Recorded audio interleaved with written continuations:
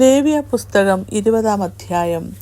യഹോവ പിന്നെയും മോശയോട് അരുളിച്ചെയ്തത്, നീ ഇസ്രായേൽ മക്കളോട് പറയേണ്ടതെന്തെന്നാൽ, ഇസ്രായേൽ മക്കളിലോ ഇസ്രായേലിൽ വന്നു പാർക്കുന്ന പരദേശികളിലോ ആരെങ്കിലും തൻ്റെ സന്തതിയിൽ ഒന്നിനെ മോലെക്കിന് കൊടുത്താൽ അവൻ മരണശിക്ഷ അനുഭവിക്കണം. ദേശത്തിലെ ജനം അവനെ കല്ലെറിയണം.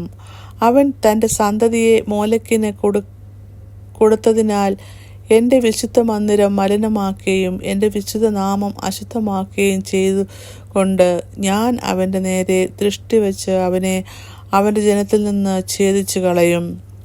അവൻ തൻ്റെ സന്തതിയെ മോലെക്കിന് കൊടുക്കുമ്പോൾ ദേശത്തിലെ ജനം അവനെ കൊല്ലാതെ കണ്ണടച്ചു കളഞ്ഞാൽ, ഞാൻ അവനും കുടുംബത്തിനും നേരെ ദൃഷ്ടിവെച്ച് അവനെയും അവൻ്റെ പിന്നാലെ മോലെക്കിനോട് പരസംഗം ചെയ്യുവാൻ പോകുന്ന എല്ലാവരെയും അവരുടെ ജനത്തിന് നടുവിൽ വെച്ച് ഛേദിച്ചു കളയും. വെളിച്ചപ്പാടന്മാരുടെയും മന്ത്രവാദിമാരുടെയും പിന്നാലെ പരസംഗം ചെയ്യുവാൻ പോകുന്നവൻ്റെ നേരെയും ഞാൻ ദൃഷ്ടിവെച്ച് അവനെ അവൻ്റെ ജനത്തിൽ നിന്ന് ഛേദിച്ചു കളയും. ആകയാൽ നിങ്ങൾ നിങ്ങളെ തന്നെ ശുദ്ധീകരിച്ച് വിശുദ്ധന്മാരായിരിപ്പീൻ. ഞാൻ നിങ്ങളുടെ ദൈവമായ യഹോവയാകുന്നു. എൻ്റെ ചട്ടങ്ങൾ പ്രമാണിച്ച് ആചരിപ്പീൻ. ഞാൻ നിങ്ങളെ ശുദ്ധീകരിക്കുന്ന യഹോവയാകുന്നു. അപ്പനെയോ അമ്മയോ ശപിക്കുന്നവൻ മരണശിക്ഷ അനുഭവിക്കണം. അവൻ അപ്പനെയും അമ്മയും ശപിച്ചു, അവൻ്റെ രക്തം അവൻ്റെ മേൽ ഇരിക്കുന്നു. ഒരുത്തൻ്റെ ഭാര്യയുമായി വ്യഭിചാരം ചെയ്യുന്നവൻ കൂട്ടുകാരൻ്റെ ഭാര്യയുമായി വ്യഭിചാരം ചെയ്യുന്ന വ്യഭിചാരിണിയും തന്നെ മരണശിക്ഷ അനുഭവിക്കണം. അപ്പൻ്റെ ഭാര്യയോടുകൂടെ ശയിക്കുന്നവൻ അപ്പൻ്റെ നഗ്നത അനാവൃതമാക്കുന്നു. ഇരുവരും മരണശിക്ഷ അനുഭവിക്കണം. അവരുടെ രക്തം അവരുടെ മേൽ ഇരിക്കും. ഒരുത്തൻ മരുമകളോടുകൂടെ ശയിച്ചാൽ ഇരുവരും മരണശിക്ഷ അനുഭവിക്കണം. അവർ നികൃഷ്ടകർമ്മം ചെയ്തു, അവരുടെ രക്തം അവരുടെ മേൽ ഇരിക്കും. സ്ത്രീയോടുകൂടെ ശയിക്കുന്നത് പോലെ തന്നെ ഒരുത്തൻ പുരുഷനോട് കൂടെ ശയിച്ചാൽ ഇരുവരും മ്ലേച്ഛത ചെയ്തു, അവർ മരണശിക്ഷ അനുഭവിക്കണം. അവരുടെ രക്തം അവരുടെ മേൽ ഇരിക്കും. ഒരു പുരുഷൻ ഒരു സ്ത്രീയെയും അവളുടെ അമ്മയെയും പരിഗ്രഹിച്ചാൽ അത് ദുഷ്കർമ്മം. നിങ്ങളുടെ ഇടയിൽ ദുഷ്കർമ്മം ഇല്ലാതിരിക്കേണ്ടതിന് അവനെയും അവരെയും തീയിലിട്ട് ചുട്ടുകളയണം. ഒരു പുരുഷൻ മൃഗത്തോടുകൂടെ ശയിച്ചാൽ അവൻ മരണശിക്ഷ അനുഭവിക്കണം. മൃഗത്തെയും കൊല്ലണം.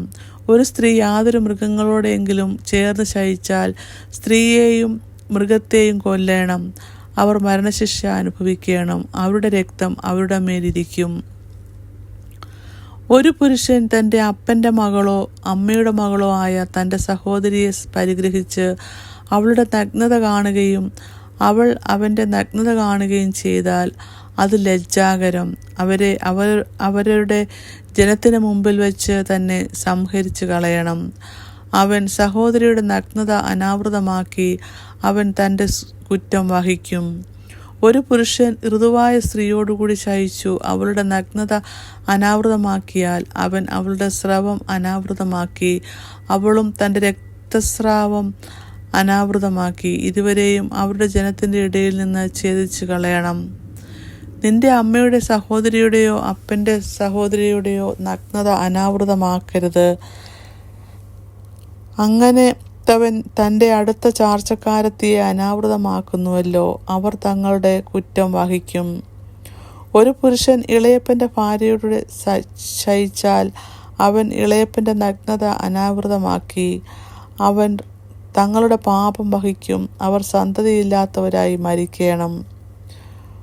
ഒരുത്തൻ സഹോദരൻ്റെ ഭാര്യയെ പരിഗ്രഹിച്ചാൽ അത് മാലിന്യം. അവൻ സഹോദരൻ്റെ നഗ്നത അനാവൃതമാക്കി അവർ സന്തതിയില്ലാത്തവൻ ആയിരിക്കണം.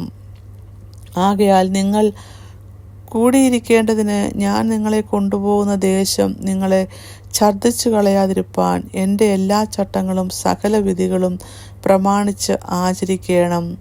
ഞാൻ നിങ്ങളുടെ മുമ്പിൽ നിന്ന് നീക്കിക്കളയുന്ന ജാതിയുടെ ചട്ടങ്ങളെ അനുസരിച്ച് നടക്കരുത്. ഈ കാര്യങ്ങളെയൊക്കെയും ചെയ്തതുകൊണ്ട് അവർ എനിക്ക് അറപ്പായി തീർന്നു. നിങ്ങൾ അവരുടെ ദേശത്തെ കൈവശമാക്കുമെന്ന് ഞാൻ നിങ്ങളോട് കൽപ്പിച്ചുവല്ലോ. പാലും തേനും ഒഴുകുന്ന ആ ദേശം നിങ്ങൾ കൈവശമാക്കേണ്ടതിന് ഞാൻ അതിനെ നിങ്ങൾക്ക് തരും. ഞാൻ നിങ്ങളെ ജാതികളിൽ നിന്ന് വേർതിരിച്ചവനായി നിങ്ങളുടെ ദൈവമായ യഹോവയാകുന്നു. ആകയാൽ ശുദ്ധിയുള്ള മൃഗവും ശുദ്ധിയില്ലാത്ത മൃഗവും തമ്മിലും ശുദ്ധിയില്ലാത്ത പക്ഷിയും ശുദ്ധിയുള്ള പക്ഷിയും തമ്മിലും നിങ്ങൾ വ്യത്യാസം വയ്ക്കണം. ഞാൻ നിങ്ങൾക്ക് അശുദ്ധമെന്ന് വേർതിരിച്ചിട്ടുള്ള മൃഗത്തെ കൊണ്ടും പക്ഷിയെക്കൊണ്ടും നിലത്തിഴയുന്ന യാതൊരു ജന്തുവിനെ കൊണ്ടും നിങ്ങളെ തന്നെ അറപ്പാക്കരുത്. നിങ്ങൾ എനിക്ക് വിശുദ്ധന്മാരായിരിക്കണം. യഹോവയായി ഞാൻ വിശുദ്ധനാകൊണ്ട് നിങ്ങളും എനിക്ക് വിശുദ്ധന്മാരായിരിക്കണം. നിങ്ങൾ എനിക്കുള്ളവരായിരിക്കേണ്ടതിന് ഞാൻ നിങ്ങളെ ജാതികളിൽ നിന്ന് വേർതിരിച്ചിരിക്കുന്നു. വെളിച്ചപ്പാടോ മന്ത്രവാദമോ ഉള്ള പുരുഷൻ ആകട്ടെ സ്ത്രീയാകട്ടെ മരണശിക്ഷ അനുഭവിക്കണം. അവരെ കല്ലെറിഞ്ഞു കൊല്ലണം. അവരുടെ രക്തം അവരുടെ മേൽ ഇരിക്കും. ഇങ്ങനെ 20-ാം അധ്യായം അവസാനിക്കുന്നു.